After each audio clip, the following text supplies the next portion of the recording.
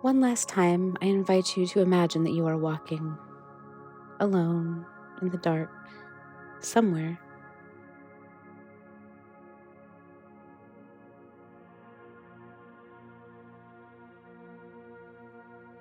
As you walk, you feel the presence of two ancestors, Elizabeth, who we've journeyed with before, and Zechariah, who we've also journeyed with before. They've returned to you for this last leg of the journey. As we mentioned a couple of weeks ago, Elizabeth doesn't say much, but what she says is powerful. In Luke 1:59-61, when her child is born, there was consensus that he should be named after his father.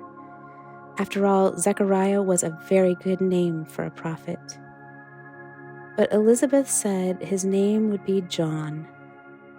Their community pushed back on her, insisting that he be named after his father, insisting John was not a name in their family canon. He could not be named John. Of course, when Zechariah affirmed that the child's name was John, the people listened. Personally, I love how Zechariah names his son. He doesn't say, "We will name him John." He says, "His name is John." In parting with family names, John's parents opened a door to John to be his own person. Shanja Jah says that Elizabeth and Zechariah choose love in choosing John. Shanja says they gave him a fresh start instead of having the expectations of biology or tradition forced on him. Elizabeth and Zechariah lead us in a radical love that opens space for others to be who Creator made them to be, even and especially when who Creator made them to be does not align with tradition or cultural expectations. How does the liberating love of Zechariah and Elizabeth hit your ears and your heart? How are Elizabeth and Zechariah inviting you to journey this Advent with an abandonment of expectations for the liberation of an open and free love? What open and free love do you need this Advent season? What open, free, and liberating love do you need to share with others this Advent season?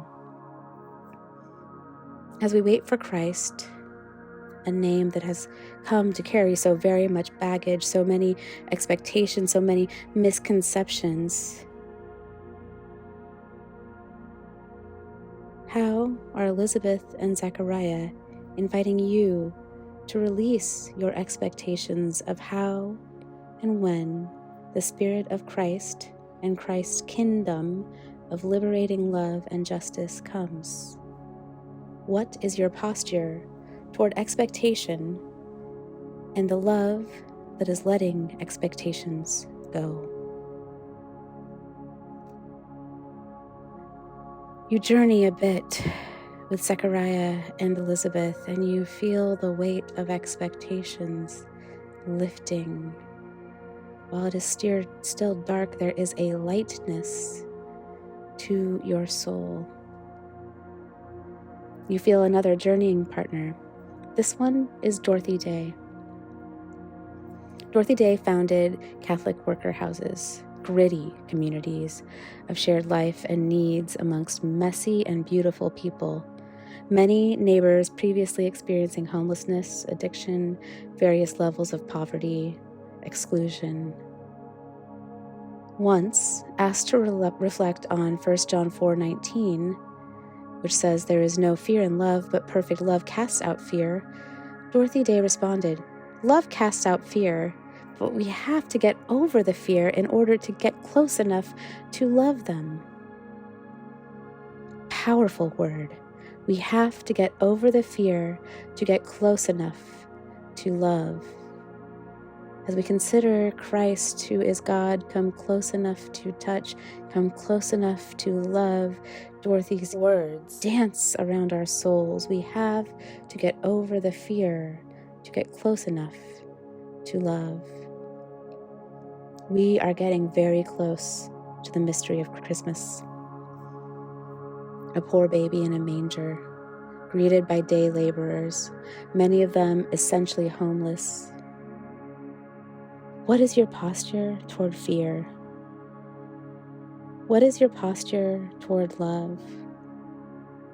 How do fear and love interact or repel one another in your heart? We are getting very close to the mystery of Christmas.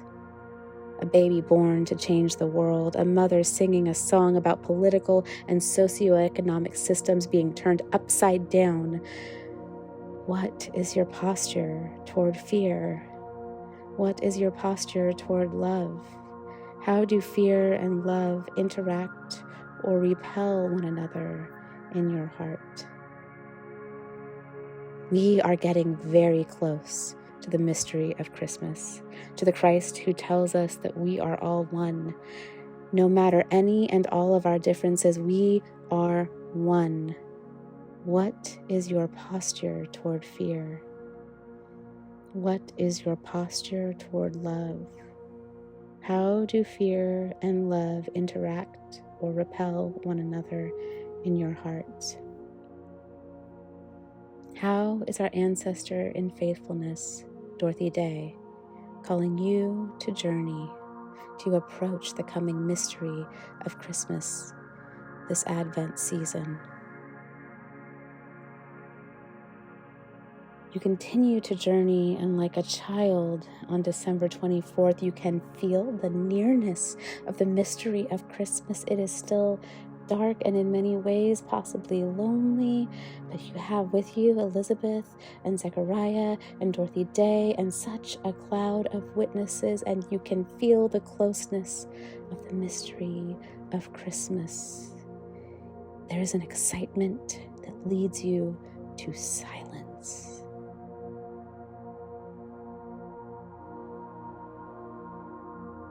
We are coming very near to the mystery of Christmas. We have taken 7 weeks to walk slowly and intentionally with our ancestors, waiting for the mystery of Christmas. And finally, now we are approaching that inner space where God comes close enough to touch. And so it is unsurprising that our final journeying partner is the one who not only touched but cradled divinity. Mary is now walking with you. We're told many powerful things about Mary, and indeed today she sang a song of revolutionary, gritty love. She invites us to get our metaphorical hands dirty for love, and she models real, gritty, literal, messy love. With tenacity, she sings, and with her body, she brings messy, tangible, costly love. And another powerful thing we're told about Mary is that she treasured up and pondered all these things in her heart. As you walk with her on this journey, her silent and abiding presence invites you to treasure up, to mentally and spiritually collect the gifts you've received this Advent season from ancestors we've journeyed with, from the texts we've explored, from friends and family and neighbors, from the family of creation. Gather up the treasures that have accompanied you on this long and winding journey toward the mystery of Christmas, and then ponder. Simply ponder. In the days and weeks to come, we will get to the work of Christmas, but this week, this sacred week, we come close to the mystery of Christmas, and Christ comes close to us. We come close to God, and God comes close to us. We are preparing to enter that sacred inner space in the labyrinth of our hearts. And so Mary doesn't ask us a question. She doesn't ask you a question. Like an instructive mother, she simply breathes the word quietly. Ponder.